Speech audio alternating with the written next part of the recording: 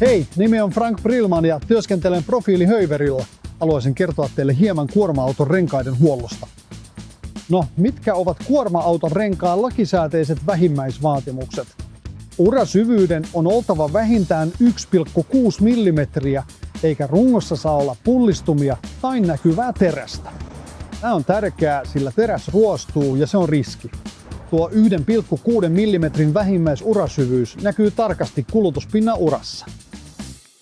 Jotta matkanteko olisi turvallista, on tärkeää kiertää ajoneuvo päivittäin ja tarkistaa renkaat. Kiinnitä erityistä huomiota kaikkeen epätavalliseen, mitä näet.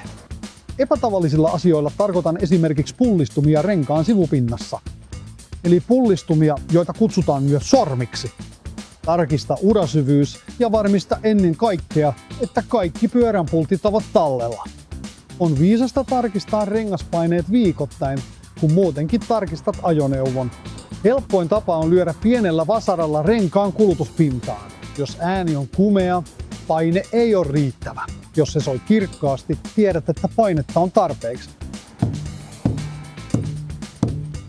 Jos epäilet rengaspaineita ja haluat tarkistaa ne, tee se vain korjaamolla. Tarkista samalla, ettei vanteessa näy ruostejälkiä. Ruostejäljet voivat kertoa löystyneestä pultista, joten muista jälkikiristää pyörän mutteri, jos huomaat renkaas pultin tai naulan kesken matkan. Älä koskaan poista sitä tien päällä. Aja ensin korjaamoa. Selkeä nyrkkisääntö on, että jos paine on yli 2 baria liian alhainen, aja korjaamolle tarkistuttamaan rengas, sillä silloin se on todella puhki. Tämän renkaan oikea käyttöpaine on normaalisti 9 baria. Jos mittaa 7 baria, jotain on todella vialla. Aja silloin korjaamolle ja anna heidän korjata rengas. Renkaatava ainoa kosketuspinta tiede. Siksi hyväkuntoinen rengas oikealla paineella on erittäin tärkeä turvallisuutes kannalta.